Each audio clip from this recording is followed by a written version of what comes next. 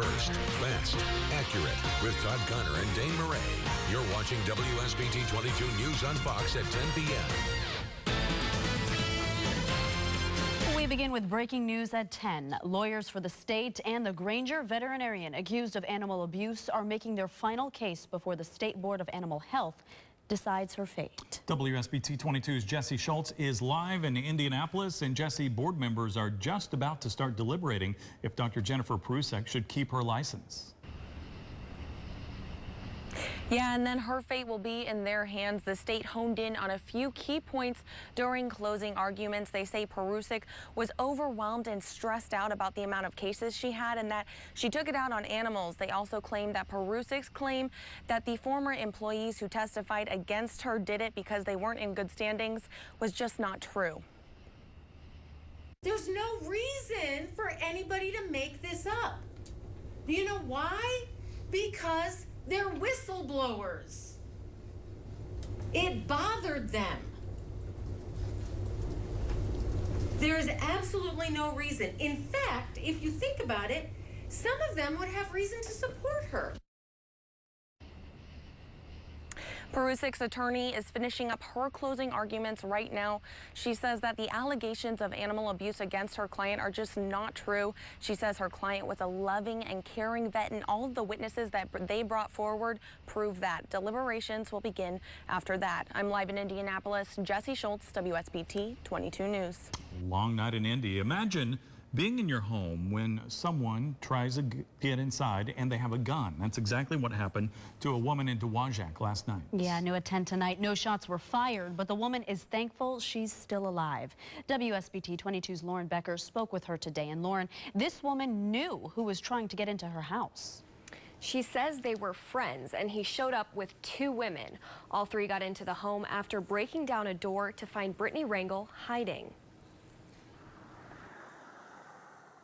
It was a little before 1 a.m. when Brittany Rangel was in her bedroom. That's when the 22-year-old man and two women showed up unannounced. He was trying to come in the house, and I didn't want him inside, so I told him no. And he knocked on my bedroom window, and I lifted up my blinds, and he had a gun. He was tapping with it. It was at that moment when Rangel feared for her life. The girl behind him handed him a bullet, and he loaded it, and then he said, "Are you gonna let me in?" And I said no. And he said, "I'm coming in anyway."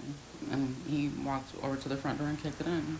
And they all came in, him and the two girls. One girl hit Rangel, which prompted her to chase them out the door. She quickly locked it and called 911. I really thought that him or one of those girls might shoot me. I didn't know, because they were just acting so crazy. And I was just scared. I couldn't think of anything. I was just trying to get on the phone, trying to hide. While police were on their way to the house, the suspects took off in a silver vehicle. Police found the car and followed it to Macomber Street. When the car stopped, the man took off running. They located him in the backyard of a residence. When they started closing in on him, he climbed on the top of a shed, which then led him to climb on top of a roof of a two-story house. After about an hour, the man was talked down from the roof and arrested. Rangel's house suffered a lot of damage. I'm not gonna just let it stay that way, and I'm not going to leave. I'm not going to be afraid. I'm not going to stay with my mom. This is my house, and nobody's going to scare me out of it. Police are not identifying the 22-year-old man they arrested, but I'm told he is at Cass County Jail on multiple charges, including home invasion. One of the women was also arrested, and the other one was not charged. At the live desk, Lauren Becker, WSBT 22 News. A former Benton Harbor police officer says it was an accident. Stephen Johnson is charged with assault with a deadly weapon, accused of running over a man with a police car. Court documents say officers were responding to a call about a stolen lawnmower when they saw a man on a bike without a headlight. 25-year-old Donald Glover Jr. jumped off his bike and started running. That's when documents say Johnson drove into Glover. This incident was an unfortunate accident. Traffic accidents happen every day around this country and around the state. The question in this case is what was the intent of the time? Johnson posted bail and is expected in court again next week. Glover pleaded guilty to resisting an officer and possession of marijuana with intent to deliver. This is not a witch hunt, nor is it a political issue. Those words tonight from a third woman accusing Indiana Attorney General Curtis Hill of inappropriate conduct. Nikki DeSilva is a legislative assistant for Republican State Senator Ryan Mishler from Bremen. She's the third woman to publicly accuse Hill of groping her. DeSilva claims Hill slid his hand down her back during that event at an Indianapolis bar back in March. She says she tried to push Hill's hand away, but he grabbed her hand and stroked her backside before letting go. State Representative Mara Candelaria Reardon and a Democratic staffer have made similar claims. Hill has denied the accusations, and late this afternoon, Hill said the integrity of the investigation has been compromised after DeSilva appeared to coordinate her story with others.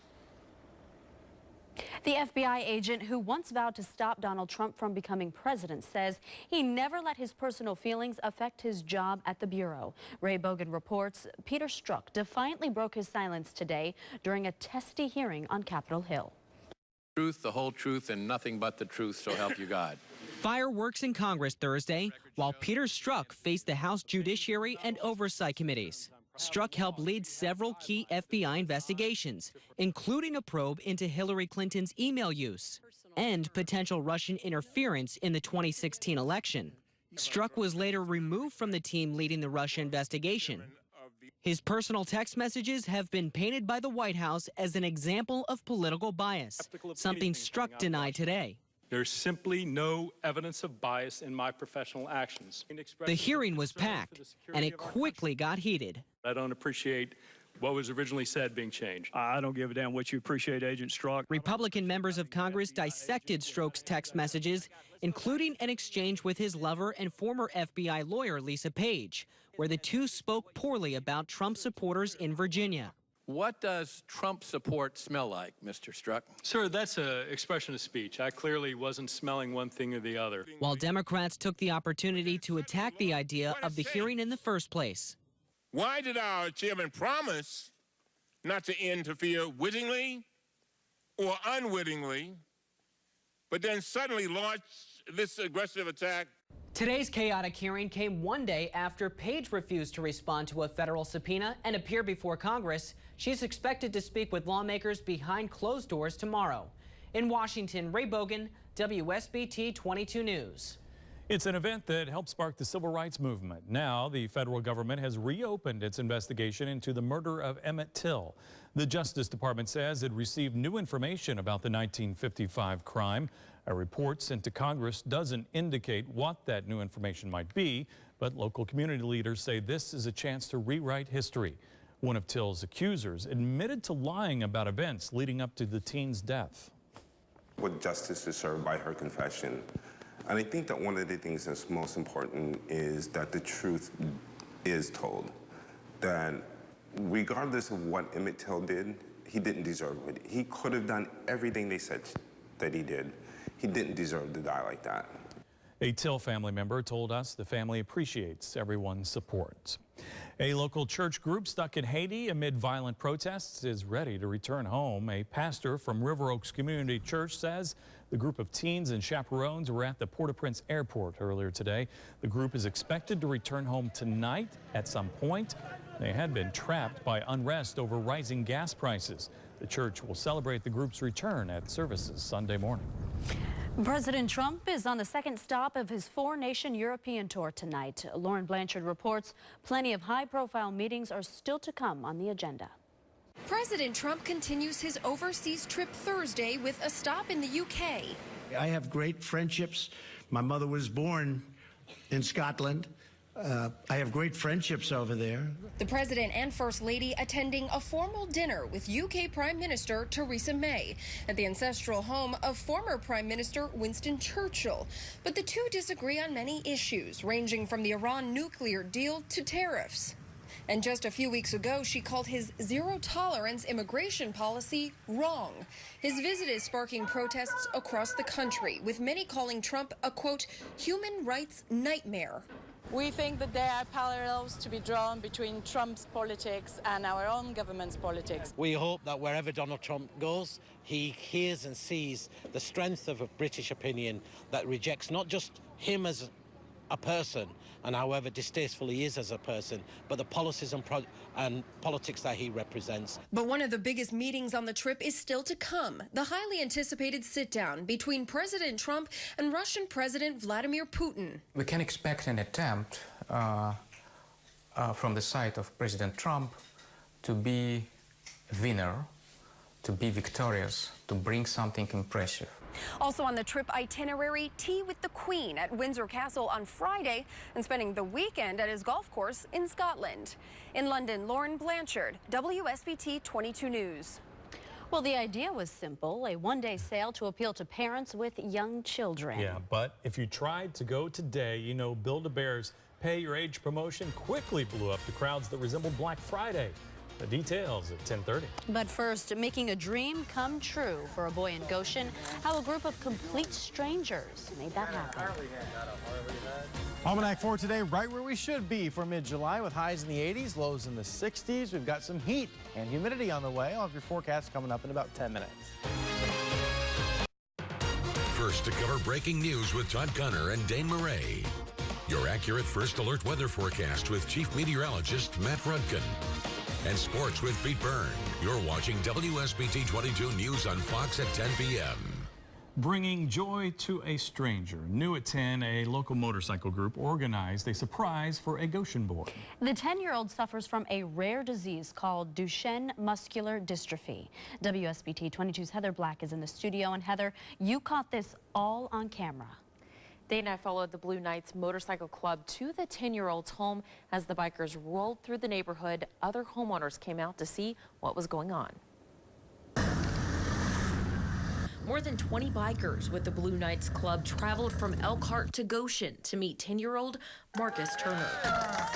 And Marcus and his father were surprised. There was something going on I didn't realize due to the size of it. That was awesome. One by one, bikers gave gifts like Star Wars Legos and baseball caps. Blue Knights President James Ballard says he heard about Marcus through a friend. He says this isn't the first time the group has given back to the community. Well, it's the biker community in general. Anytime, you know, we can reach out to our community and help them, especially for children or elderly or vets. Turner says the visit means a lot. It's humbling seeing so many complete strangers that actually are willing to go out of their way and show that they do care. So it's an awesome feeling. Turner wants to thank the group for what they did. Just the smallest thing, it's huge in other people's lives. And thank you, and we love you all. Thank you. And during that visit, Marcus became part of the Bikers Brotherhood. The guys told Marcus they will always have his back. Marcus didn't talk much on camera, but he says the Star Wars Legos was his favorite gift. In the studio, Heather Black, WSBT 22 News. All right, the heat and humidity are back, or they're on their way back. We'll chat about how hot it will be this weekend coming up next. Now, your accurate first alert weather forecast with Chief Meteorologist Matt Rudkin.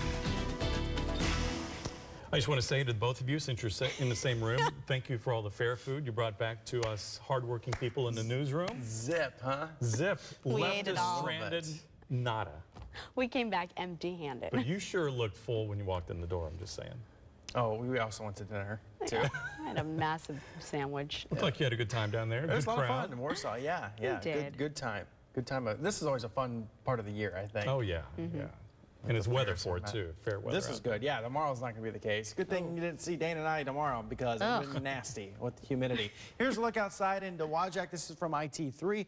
You can see quiet conditions out there, but what the cameras don't show you is that uptick in humidity that we're going to feel in the coming days. Here's what we're tracking. So warm conditions, the humidity returns tomorrow. Heat comes in. We're talking 90s. With the humidity, you'll feel like it's 100 or better each day.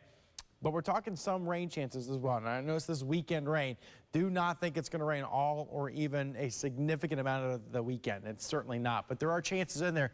Without a doubt, and Dane can back me up, today at the fair, the most asked question is, when is it going to rain? I had dozens of people come up and ask, and certainly that's what everybody is wanting to know. This is our satellite and radar product. The clouds moving south. This is visible satellite, so when the sun goes down, you lose the imagery. But it was a really good picture there of the clouds we dealt with. High pressure control, you can see the swirl, right? That's the high pressure keeping everything away from us.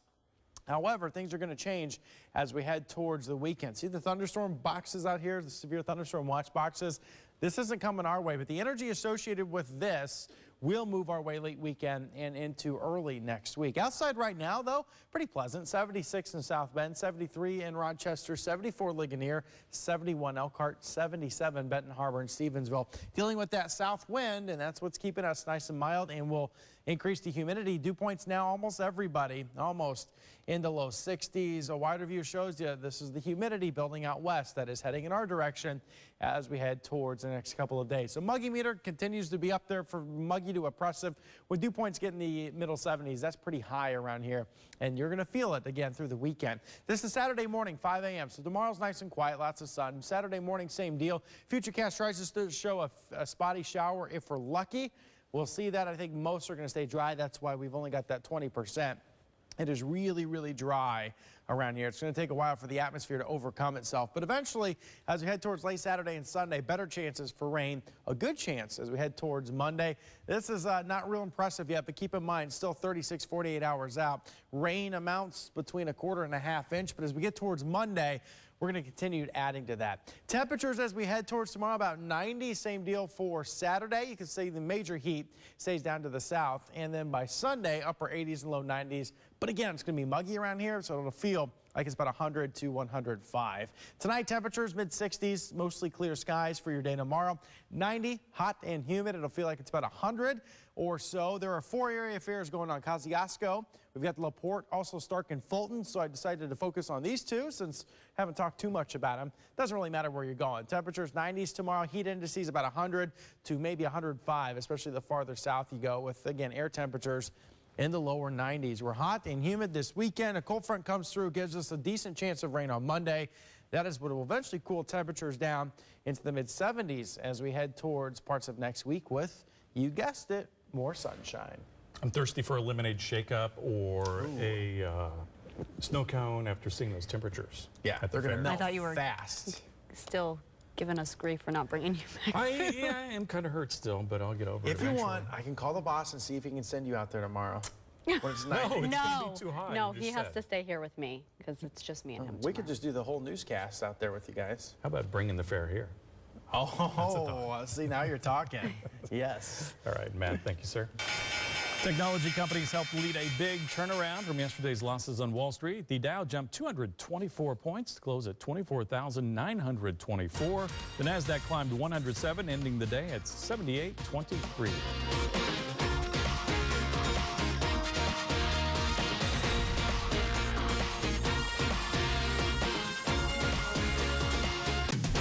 WSBT 22 News on Fox. One of the biggest challenges for the FBI and local law enforcement is finding new and better ways to combat terrorism. WSBT 22 national correspondent Christine Frizzell reports a persistent problem is people being radicalized within U.S. borders. The target was a July 4th parade in Cleveland. And earlier this month, authorities say they stopped a planned terror attack there with the arrest of this man, a U.S. citizen radicalized inside the country. He discussed giving remote control cars packed with explosives and shrapnel to the children of our military uniform members. He's just the latest suspect in a growing group of individuals accused or convicted of jihad-related terrorist acts. That number now at 154 just since 2013, as outlined in this report by the House Homeland Security Committee. My number one concern is people being radicalized online. That's a central theme of homegrown terrorism, says Bennett Clifford with George Washington University's program on extremism. There does not appear to be any indication from law enforcement or from other governmental agencies that the amount of activity that's ongoing, the amount of investigative activity especially that's ongoing, has slowed down or stopped. Many might find the number of cases shocking, but experts say the reason we haven't heard about them in the endless news cycle has to do with some hard work going on behind closed doors. With the intervention of law enforcement at the right times in these investigations, they were able to thwart plots that obviously would have been much bigger news stories had they successfully transpired. But Homeland Security Committee members are asking for all Americans to get involved using anonymous tip lines and local law enforcement to report suspicious behavior. We used to say, if you see something, say something. Well, it doesn't just necessarily mean a package or an item that you see abandoned. It could be people. A mounting challenge as many of those people continue to hide in the shadows. In Washington, Christine Frizzell, WSBT 22 News. From the Terrorism Alert Desk in Washington, I'm Lindsay Mastis. Fake news is now a problem for ISIS. Britain's independent news reports that the terror group is ordering supporters to only follow its official channels. Apparently, ISIS members have fallen victim to fake ISIS-related news and cyber attacks from international intelligence agencies. A former spy tells CNN why Al-Qaeda called off a planned attack on the New York subway system shortly after 9/11. Ayman Dean says that Al-Qaeda leadership was concerned that an attack on New York would be used to claim that Saddam Hussein gave the terror group weapons of mass destruction. Al-Qaeda thought that would in turn help legitimize the invasion of Iraq. From the Terrorism Alert Desk in Washington, I'm Lindsay Mastis. Mayhem at the mall as Build-A-Bear's big deal turns into a bust. I'm Madeline Rivera with more coming up. First, fast, accurate, live. This is WSBT 22 News on Fox. All right, you could call it a Build-A-Bear bust. Check this out. The store's Pay Your Age promotion turned into just pandemonium today. Yeah, this was the scene in Oak Brook today, outside of Chicago. The deal drew so many people. Malls and stores across the country needed extra security and police officers to manage those crowds. Madeline Rivera now with what went wrong. There's a lot of people that are going to be upset. From Washington to LA, parents packing their patience as long lines and chaos break out at Build-A-Bear workshops across the country. 7 hours, that's what they originally said. We've been waiting over 2 now. Parents with kids in tow lining up for hours, all waiting for a deal that was too good to turn down. Do you think it was worth waiting in line? Yeah. Are you excited for a bear? The company holding Pay Your Age Day in the U.S., Canada, and the UK.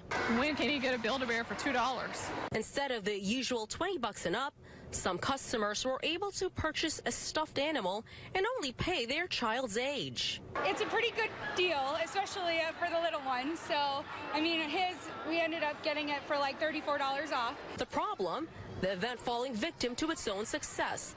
The company being forced to shut it down over safety concerns. She knows she's going to get a bear. She's not getting it today, but as long as she can show patience, I think it's a good learning experience for them. Build-A-Bear saying sorry to disappointed customers with a message on its website.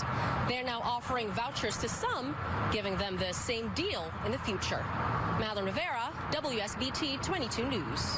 New at 10, and Indiana School District says it's giving teachers and staff access to guns. That's how it works. Here's how officials in Jay County, about an hour south of Fort Wayne, say it will work. School workers who volunteer will be interviewed by the district, then undergo a psychological screening and 27 hours of training. Then biometric safes will be placed in each of the district's 8 schools. In case of an active shooter, those who have been selected and trained will be able to access the guns in the safe and hopefully end the threat. If all the security measures fail in a school, someone in that building needs to be able to respond. And I think parents, when they look at that, want someone in that school to be able to respond to that threat to protect their child. The safes and guns are expected to cost the district between $50,000 and $75,000. Officials say they are also investing in new building security and increasing awareness about potential threats. Rice Field is getting a much-needed makeover. Crews are installing artificial turf at Elkhart Central High School. The old grass field would get damaged during football games or become waterlogged with heavy rains. Private donations will fund the $800,000 project. No school funding will be involved.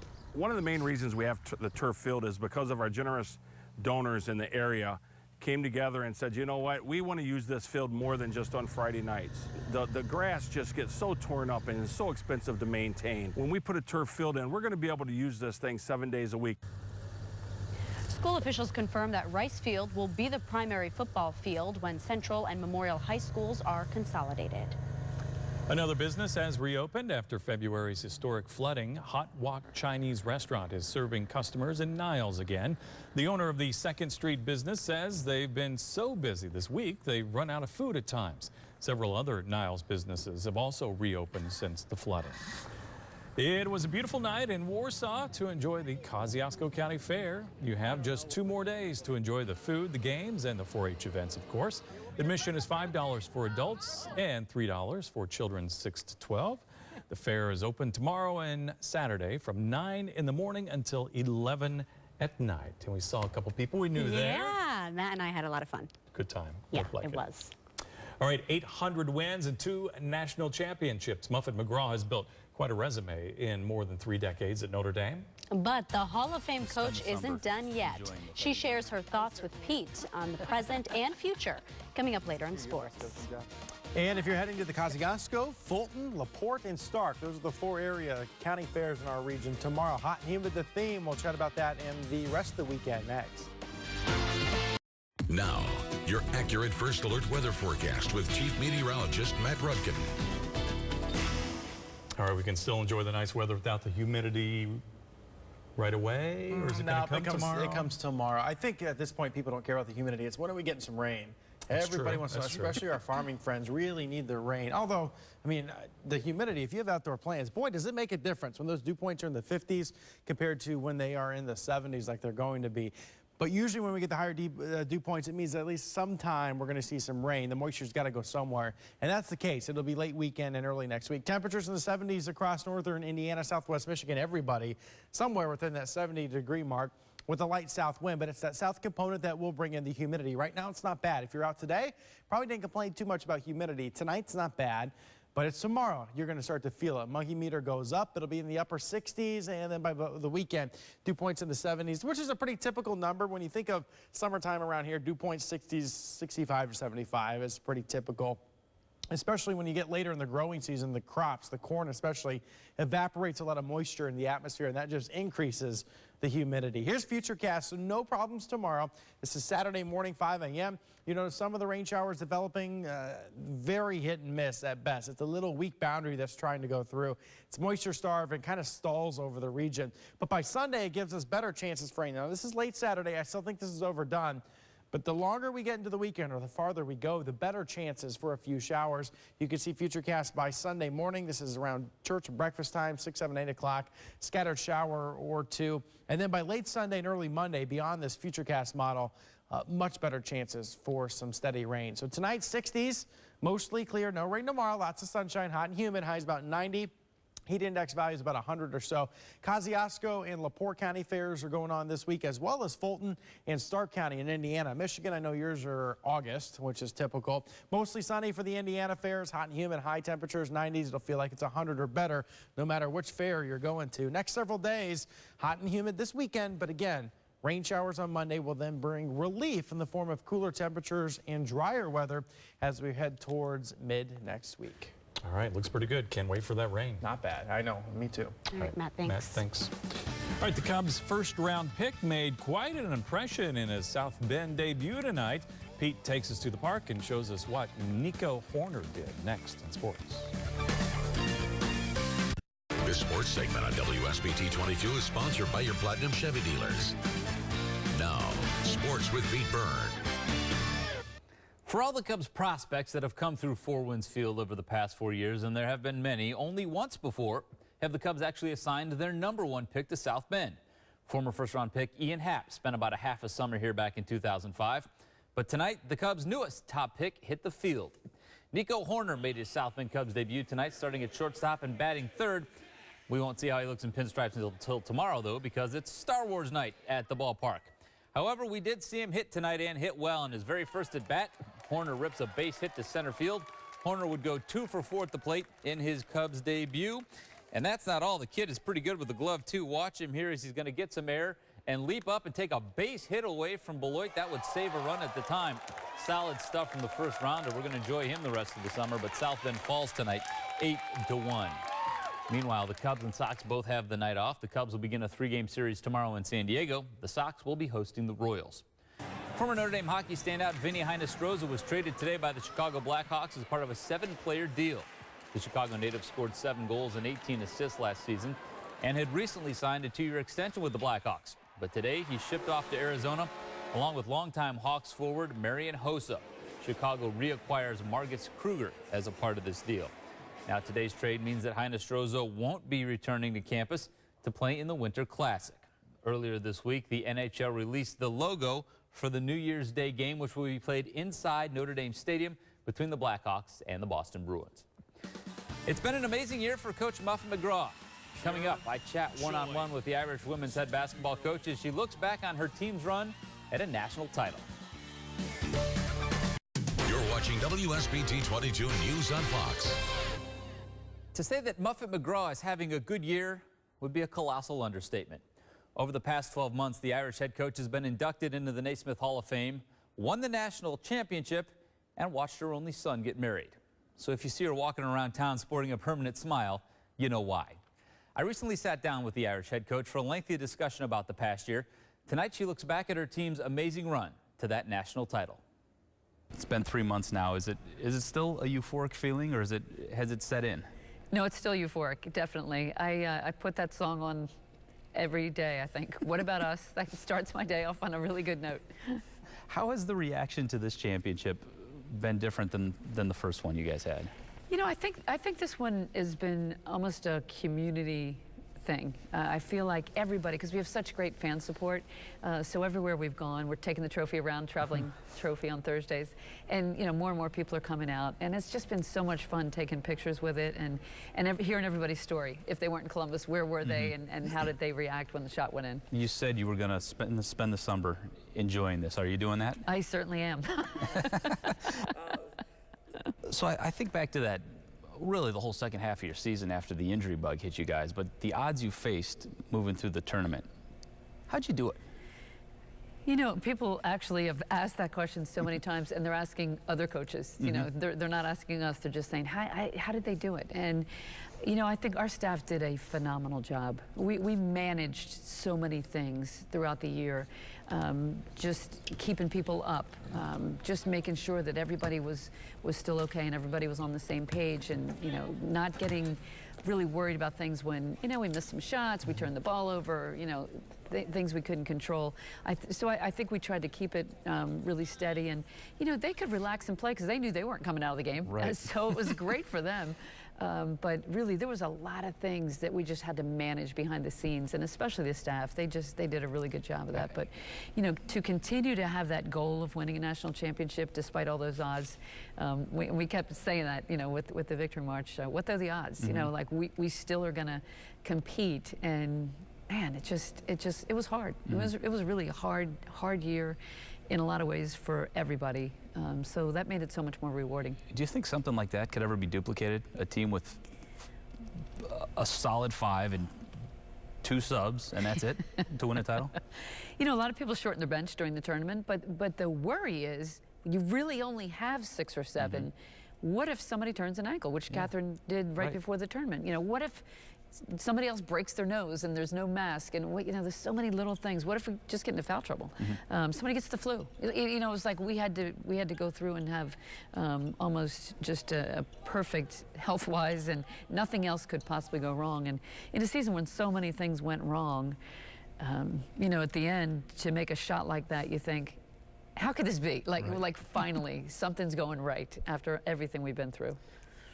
Because of the foul trouble scare, how deliberate did you guys have to be those last 4 games? We talked so much at practice. Everything was don't foul, give up the shot, do not foul. Second half we'll play a little harder, but let's get into halftime with nobody in foul trouble. So that was kind of our goal. You know, we gave up a lot more points probably than we should have, but we're gonna outscore them. Was this year your best coaching job?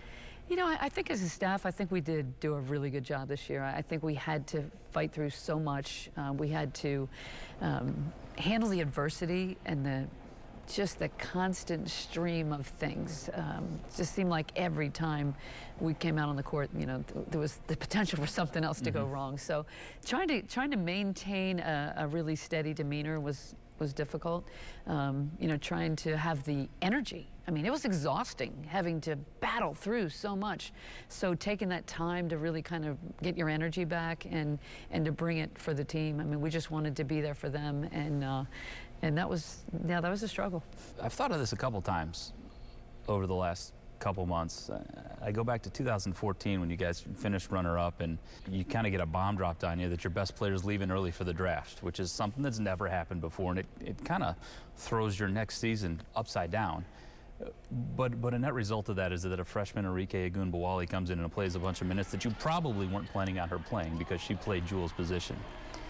If that doesn't happen, is she ready to hit those shots, do you think? You know, it's funny you say that because it's like everything happens for a reason, right, and you never know what it's going to be. And I'm sure Enrique didn't think she played quite enough as a freshman.